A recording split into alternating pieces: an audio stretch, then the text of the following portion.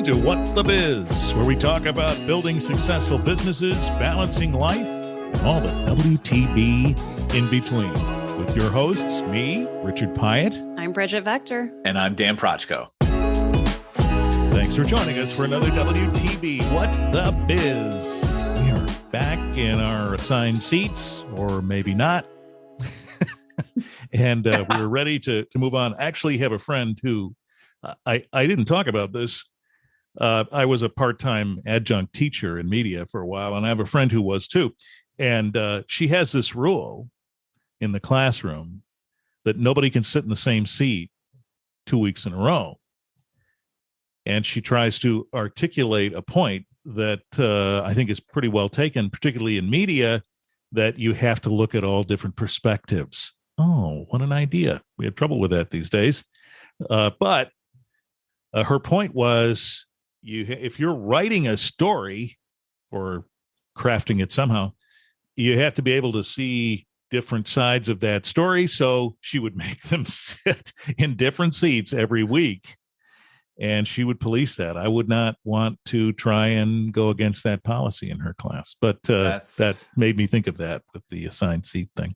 That's like funny. I had something similar. It was presented a little bit differently, though. It was about comfort and just getting too comfortable. Oh, sure. Which is somewhat of the same thing. You get too comfortable, you just see things from one point of view. But it was like by sitting in different seats, you get stimulated differently. At least in a classroom. You're not always there. You're not always by the same people. Different stuff happens. So, yeah.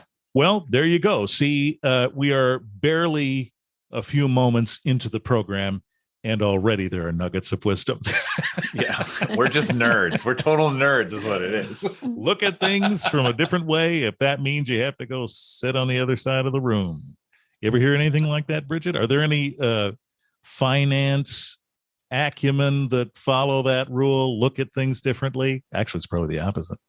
I was going to say, I think finance world, it's black and white. Yeah. There are no different views. I don't necessarily take that perspective. Like, I'm all for hearing things, but there are people in the finance world that's like, nope, black and white. Yeah. This is how no you do opinions. it. Yeah. Well, I can relate to that. I worked in the standards world for a while.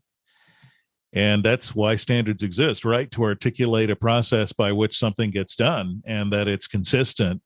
There's even, if you're familiar with the American National Standards Institute, there's even a process for your process. So there you are.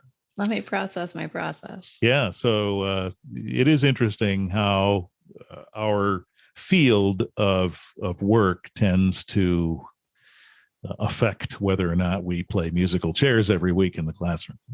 But yeah, when you're trying to observe the world, it's good to have different observations.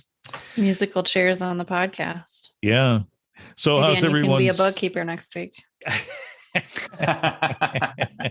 I don't think you want me to be the bookkeeper. So Dan, it's all yours. Oh my gosh. No, that's why I hired now, Brigitte. I hired Brigitte. I'm out. I'm done. No. Richard gets to be the marketer. Oh my God. Left equals right is about all I know. I'm sorry. It's going to be fudged numbers all day long. That's it. Boy. Oh my God. With that said, how's everybody? How's the week? How's the week been for everybody or last 2 weeks? Brigitte, first. Oh, is that how we're doing this? Not only assign seats, we're assigning who goes first. There you go. I just thought it was kind to do that since I sort of commandeered the beginning of this. I would say busy. We went to Hilton Head, which gave us a week off of the podcast, obviously. Then came back and my husband and I volunteered at a vacation Bible school the week we came back. So that was half days the whole week that I couldn't work. Oh my. And last week we were gone again. So it's 3 weeks in a row. I'm feeling it this week. Let me tell you that I don't have the processes in place to take that much time off. Yeah. That is a lot of time off. I mean, just like 3 days, like a long weekend, like taking 2 extra days for a weekend coming back feels like I'm playing catch up for 2 weeks. It's I mean, I took 2 worked weeks off a lot of that time. It isn't like I was doing Sure. nothing, but working not in your home office or office environment is way different. You're not as productive. That's for sure. No, I think that's true. Or efficient. I really love the idea that we can work in so many different places. But I know what you mean. So yesterday I had a meeting, and then I had another meeting spaced out. So I stayed at the coffee shop where I was with my computer, but I don't haul my extra monitor around. So I was sitting there trying to do what I would normally do on a big screen on the little screen, and have to buy one of those trifold things, stick it on my laptop for these occasions. But it's nice to be able to do that. But you were Brigitte across America. You were everywhere in 3 weeks. Yeah. That's and nice. Then that brings up another thing. We could probably do a whole episode on this, but here you are with your family, right? Trying to engage with them, but yet you have to let go of the work during the day. How easy was that? That is a work-life balance I have not figured out. I will count my blessings though, that I am a very early morning riser. Yeah, me too. So I can be up by 5 a.m. By 1 p.m. I can have an entire 8-hour workday in and still enjoy the rest of the day. So if I work less than 8 hours, by the time my family is up and ready to move, I typically have 6 hours of solid work in. So that's amazing. There's the answer right there. You manipulate your schedule to fit the accommodations. 100%. So when you said 5 a.m., I was about to say, okay, not that early. But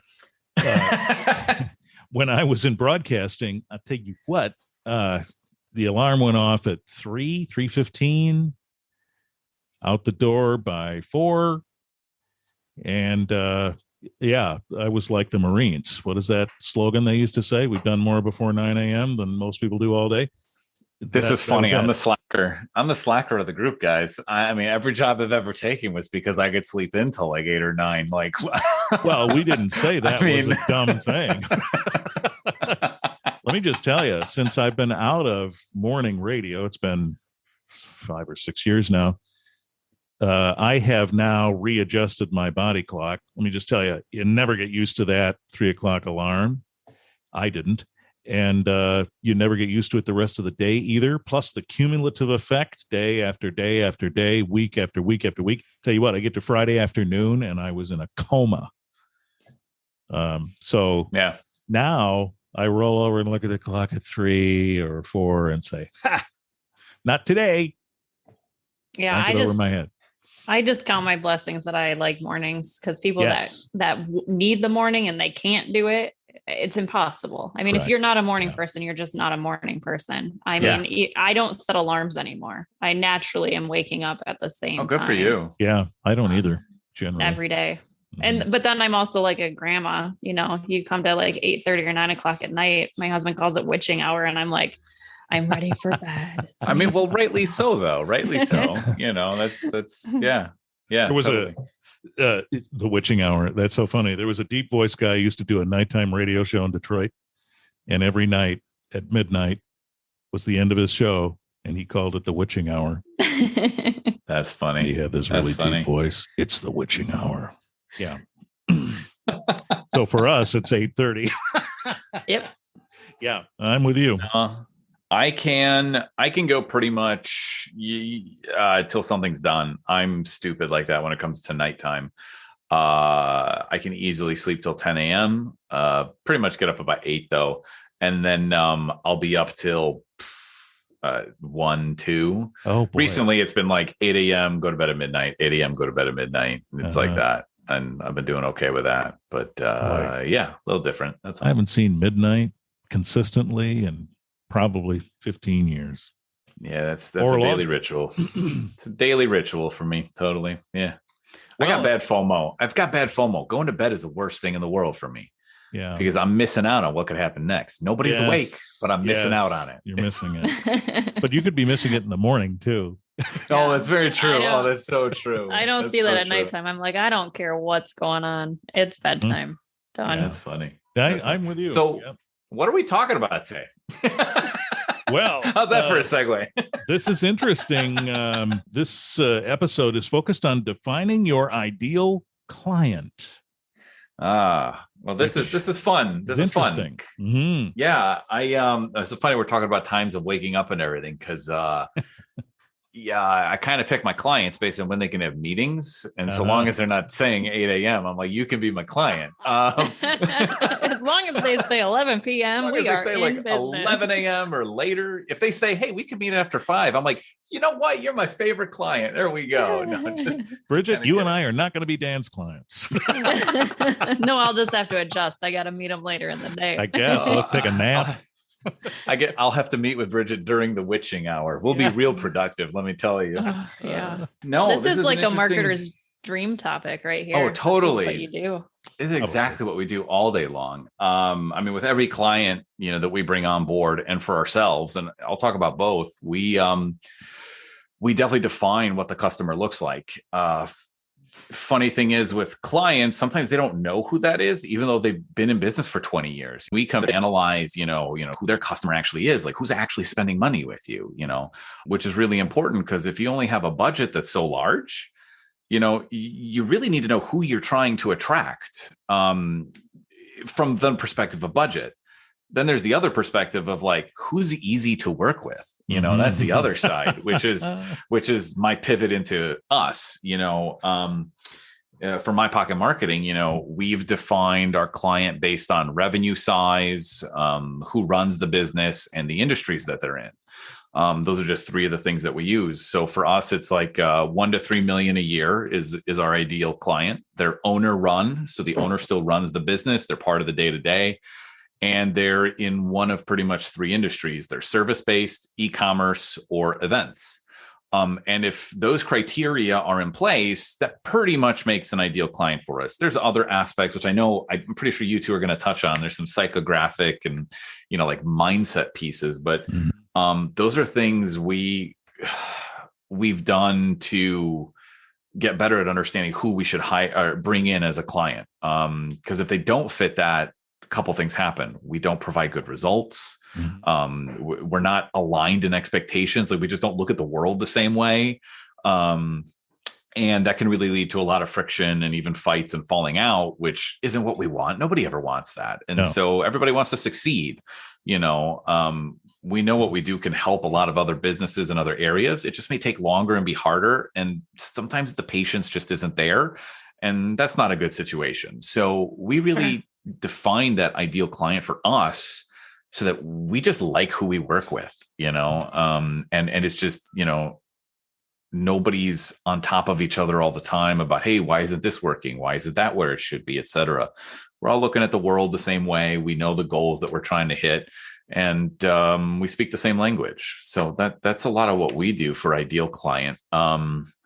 This isn't to say that you are much farther along than me personally. I would agree with that also. Definition. Okay. But how do you two look at it? Because I got some resources that I'll share in a bit and other things that we look at. I could go super nerdy here, but what do you two have going on right now in that realm? I was just going to add that you've been in business longer than either of us, which could have something to do with it. And I had one question before we went further, and that was, you define those parameters, but this isn't to say, I assume, that there haven't been clients you've taken that have been outside of those. Is that fair for to say? Sure. Oh, that's a great question, Richard. Yeah, no, we have clients that are tiny.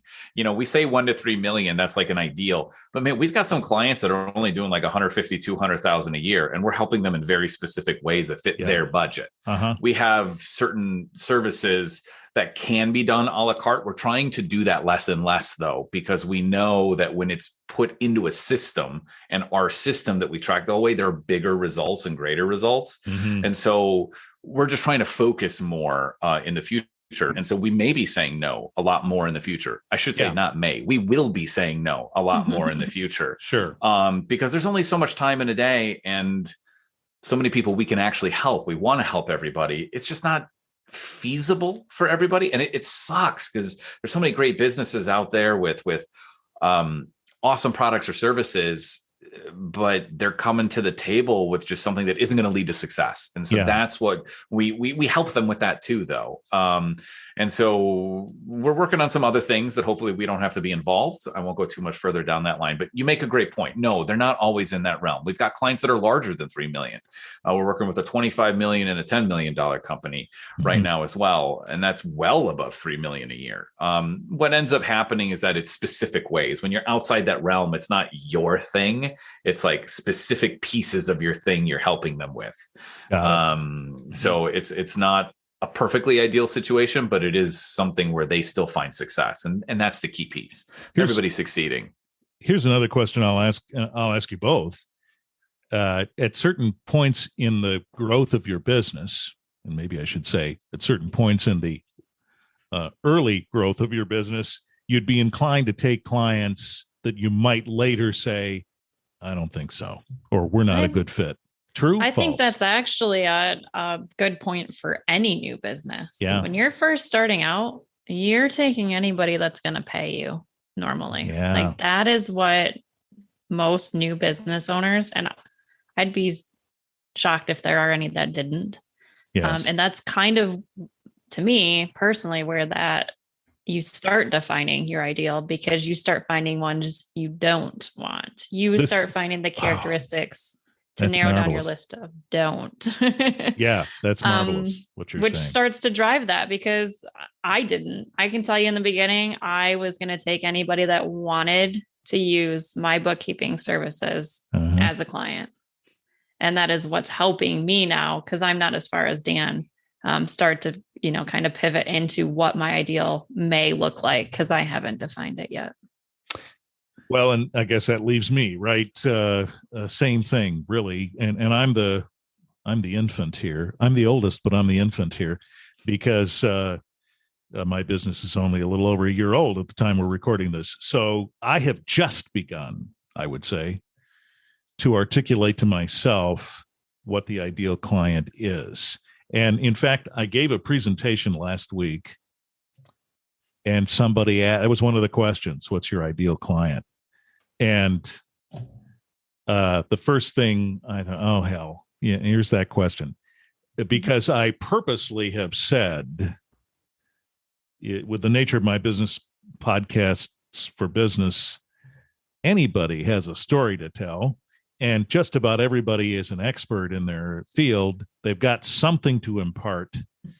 And so when you look at the world that way from Richard's house, you say, boy, I could have 1 trillion clients, it's all these stories to tell, right? But then you begin to say, oh, some of them don't get it. Well, we'd like to eliminate some of those, right? Some of them don't necessarily have a budget. Probably want to eliminate some of those. And some of them don't have the time to commit to it as much as they want it. Probably want to get rid of them. Otherwise, you're chasing them all the time. So you start to, like you said, Brigitte, you start to live life's hard knocks, and you say, oh, there's a guardrail over there. Probably should not hit it. Yeah, I love that you're like, even so early. I mean, the piece I was going to add is like, you don't know who's right. Take them all, because that's where you learn. You go through, Brigitte was talking about that, and I love that you're already there, because, when it comes to podcasts, there's so much involved with it. You're talking about the time needed. Like, are they going to have enough time to sit in a chair to actually do the recording? That's number one. Not the same chair, though. No, not the same chair. Right. Right. But number two then is the time needed to prepare that episode, and so the question becomes is, okay, what type of service am I running? Am I running the type of service where I'm literally doing the whole podcast? I'm finding the talent, producing the whole thing for them, because that's a whole other type of business that you're looking for. Or is it where it's members of that business are in the podcast and I'm guiding them, or being the host of that podcast, which I know is some stuff you've been doing, Richard. Yes. And that's a totally different type of client. And so I love that you're already honing in on these elements that are like, no, these are the things that I need. So it's actually not everybody. It's not 1 trillion possible clients. That's awesome. That's so going to help you down the line. Well, I think Richard and I had the same mentality in that, because with bookkeeping, I'm like, every business needs a bookkeeper. What do you mean? Yeah. The world is my oyster. Yes. Like I can have any of them. And then you quickly start realizing, oh, well, if they don't actually value bookkeeping services, they don't value me.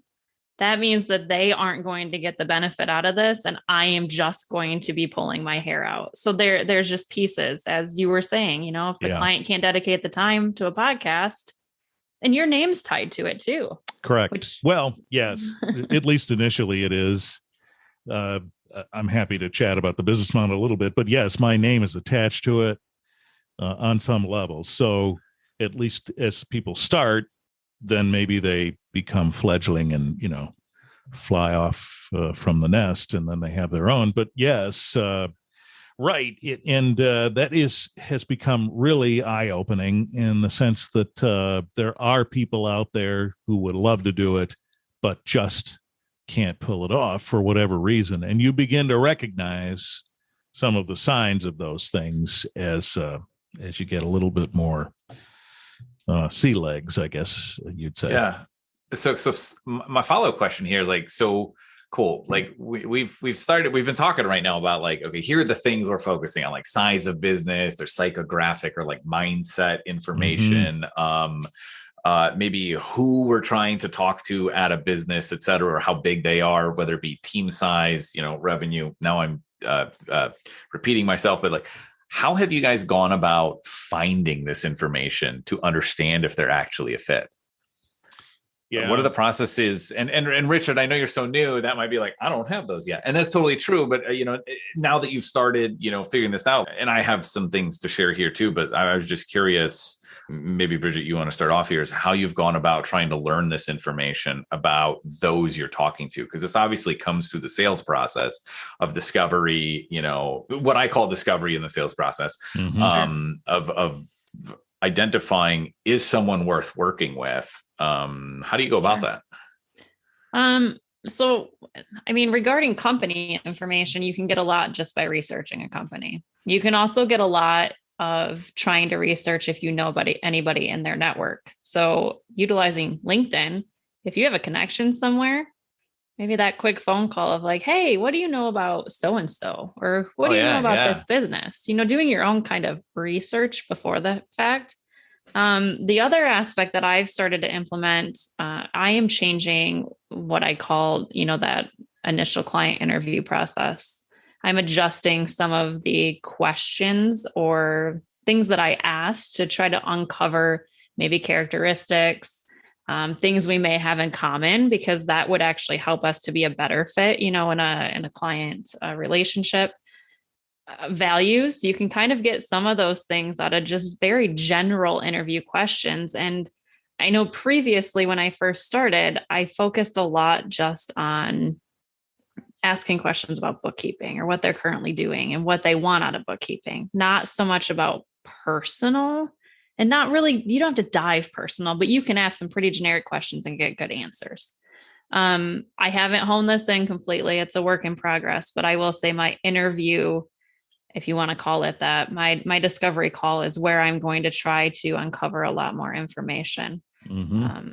Like what kind of, what's a personal question? What's a personal question? What's something down that realm? I know I'm going to put you on the spot just a little bit. No, Richard needs to answer. Okay, if you don't have it, okay, somebody else. Okay, somebody else can chat. You can look that one up. I'm really curious. I'm curious what that looks like. I know where you're coming from, though. Because for me, too, in that, and I'll share it in a second. Richard, what are you thinking here? Well, for me, it's not as regimented as yet. What do I mean by that? Well, having worked in the community we're in for a number of years, I started off by just looking at my circle of influence. That is to say, people with whom I might have had contact previously. Maybe they knew me from radio. Maybe we had a business relationship as well, somehow volunteer connection, and when you work in local news and talk, you end up knowing people just because you're trying to find out what's going on, and you're working those angles. So that's where I started was, okay, here's my idea.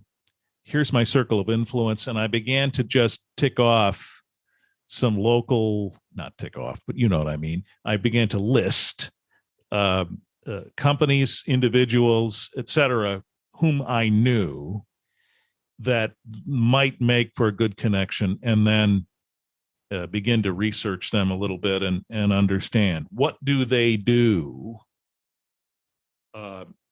Do they have a marketing and outreach or advertising acumen that they're following? Do they have a plan in place already? Do they understand the importance of PR engagement of some kind? And that begins to answer some of these questions and qualify them as a potential connection. And that's beyond what I said before about the notion that it could be a trillion people, everybody has a story, et cetera, et cetera. But really, when you get down to it, this is something that I've learned in the last year, just what I've described to you. I can talk to you about some ways in which I learned that just briefly. For example, I had a prospect. This person was branching off on their own. They had no real expertise or experience with doing their own marketing, understanding advertising, public relations, etc. So when they don't know that works against you. The hill climb is steeper. Now they take a look at the proposal you give them and they have sticker shock, or they don't understand what you're trying to accomplish. So that's when I began to understand, okay, if we were able to qualify those folks a little bit better and that they already have this need, then that would be a little more level terrain for me. Yeah, no, that's really cool. Yeah, we do find that kind of stuff out in our sales process too, actually. We use something to define our clients. I'm just going to go into this tool. It's something called a buyer persona. Okay. I'm sure they've come up before, but a buyer persona. And this is just something that really defines who the customer is. You create like a schematic or a stereotype of who your customer is, but it defines everything about your customer. Anything from what are their goals, either personally or in their business? What kind of initiatives do they do every year?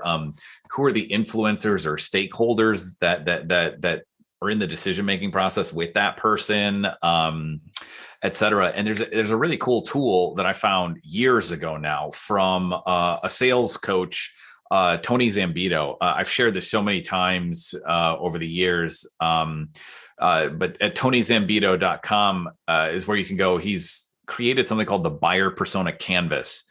And it's literally like a one-sheet page that you can fill out with kind of this information. And it asks interesting questions to kind of help you dive into those elements. And you can then use questions that you can't answer to formulate things for your sales process. And so we've done that. One of the things that we care about is, do you look at the world as a line item cost, or do you look at the world as investments and returns? And that's huge for us. That one mindset piece is like determines a deal for us 90% of the time. If it's someone who's stuck in a cost mindset, like how much does this cost? What is this like hourly? And like that whole commoditized line item area, we rarely work with. We work very poorly with organizations or individuals that think that way. And that's because they're very short-term focused. Mm-hmm. And marketing does get short-term results. It should. The majority of results come over time. And so those who understand investment for return over time and growth of that return, because one element about marketing is it gets smarter as you go. So your investment may be the same, but the outcome can be greater over time. So if there are those that understand longer time spans and know what it's like to just check in at milestones, we work much better with them. And so we ask questions around, what's your internal goal setting process? How do you check in on those with your team right now? How would we fit in with that? We talk about those elements because that helps us understand that bigger mindset around what's going on internally. That's just like one of the many questions that we've added into our sales process around that. Because sure, hey, how much does your company make? Like you said, Bridget, we can find that on a database somewhere. Right. Where are you located geographically? I mean, just do a Google Maps search for businesses in your area. How many people work for you? That's in many databases too. Sure. So yeah. That's really interesting and certainly true, but I don't know that I articulated it in my mind. The notion of a cost mindset versus an investment mindset. And that is a huge difference. You're going to be fighting that uphill every time there's a line item expenditure. That's how it's seen, as opposed to an investment and there's a return coming. That's a huge, huge thing. I also think those that are very cost focused don't tend to value or find the value in much or many things that they are trying to purchase or get a service for. It's because they're stuck in that cost focus. So they're going, okay, this is costing me this, and I don't think I'm getting that out of it, instead of this is a long-term, approach to something where, it's a give and take. I kind of like that approach, Dan. Like, I like that question. Really, that's a good question to be asking. Yeah. I also I'm sure you'll find better ones. Yeah. I'm sure you'll find better ones. Uncover a lot just by asking like the best way that they communicate or the best way to get a hold of them. You can get a lot of answer just from what they say. If they're like, oh, maybe text, or I check my email every now and again, or, whatever that is, you can uncover a lot based on how somebody can be communicated with and how available that they're going to be. So the number one way to get a hold of me is emailing me. What does that tell you? That tells me it's going to be lost in an inbox somewhere. Oh, great. Awesome. Thanks so much. Unless they have a VA or some sort of assistant that they've brought on, which is typically my follow-up question. Do you have somebody else that we also could talk to, or would also be somebody brought into the mix? And then you can typically find out if they do have a VA that's working for them, because if there's somebody else checking their email, it probably wouldn't get lost. If it's them. Yeah. So true. So true. Because I don't want to babysit, to be honest. That's what that tells me. I'm going to be sending many reminders. You are lucky for you. This guy here, this is the choir right now that you're talking to. You're pushing on a bruise right now that I'm dealing with someone who actually said to me, I don't look at my email that much. What is not true. However, they, I think, are using that as a way to explain how they're not responding to you. Sure. Yeah. Yeah. That's poor. Yeah. And guess what? Even now, where I'm saying I'm happy to work with a lot of folks, I'm not so hot about that one. Yeah. Yeah. No, it's a really good point. That's one reason why we use inbox zero method, so that every email that comes in gets touched, and we don't have losses in inboxes. Well, we minimized it. Let's put it that way. Everybody, text messages get lost. Yes. Look, number one way to get a hold of me is actually call me, call me, leave a voicemail, you'll get a call back. Yeah. Or I'll email you back, because it's like, I just maybe have meetings the rest of the day or something. I'll email you real quick or something, so I've gotten things. But this is such a rabbit hole that could be gone down, because communication in itself is. Oh, it is. I mean, that goes along with our conversation last episode about setting expectations, the expectation of how we communicate. But I was just wanted to go back to one question that we ask is, are you currently outsourcing anything else? Yeah, that's a good one. And it's or have you ever outsourced anything? And that's key and telling for us, because if they do currently outsource, they understand the value of offloading and delegating. If they used to in the past, then we have to dive deeper to understand what happened, and why aren't they anymore? What flavor or taste was left in their mouth, from that relationship, etc. Do you ever ask your clients about what they do in their free time or what their hobbies are? Yes. I found out some are board gamers, like heavy board gamers. Others are like closet goths. I have found out. That question uncovers a lot too. Yeah. Those are just some of the interesting ones, and they're awesome people. It was just like, oh, really? I mean, for the industry and the profession, it was like a totally counterculture thing. It was pretty funny and cool all at the same time. I had somebody tell me that they do the professional roller derby? Oh, nice. Mm-hmm. Yeah, that's cool. It was somebody I would have never, ever thought. And I'm like, oh, look at that personality. roller derby. That's awesome. That's cool. That's exciting. Yeah. So, I don't know. There you go. Yeah. The tool I've got is the buyer persona canvas, from Tony Zambito. That's really the biggest tool, but, there's tons out there. We've also, what have we done? We've actually, made a Google Doc, a document where we put a fake name at the top, like, Bobby the buyer. Okay. Like Bobby the buyer. And we'll find a random image on Google of a man, for Bobby, because this is a male specifically, in the age range and looks like the person. And then we'll describe everything about Bobby. Here's what makes Bobby Bobby.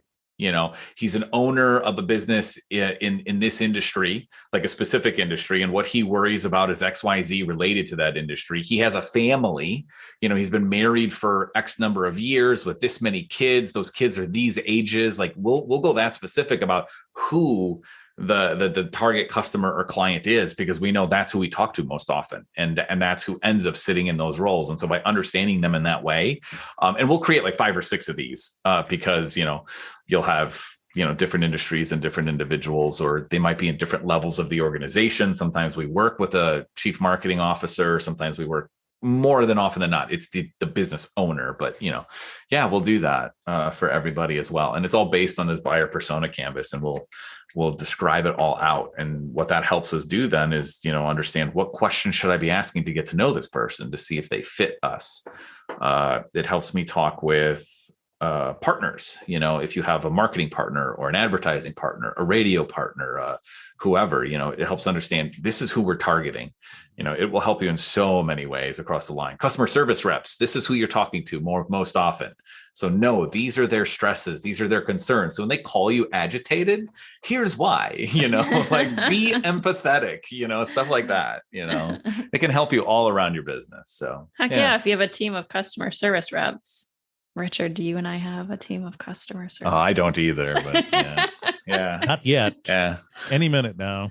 Yep, that's on my hat right now. Yeah. I mean, if you have if you run a retail store and you got a salesperson at the point of sale, that's your customer service rep. They see them day to day. They'll really get to know the customer, but for training purposes, hugely valuable, very helpful. Sure. It's interesting. Yeah. It's interesting, the psychology of that.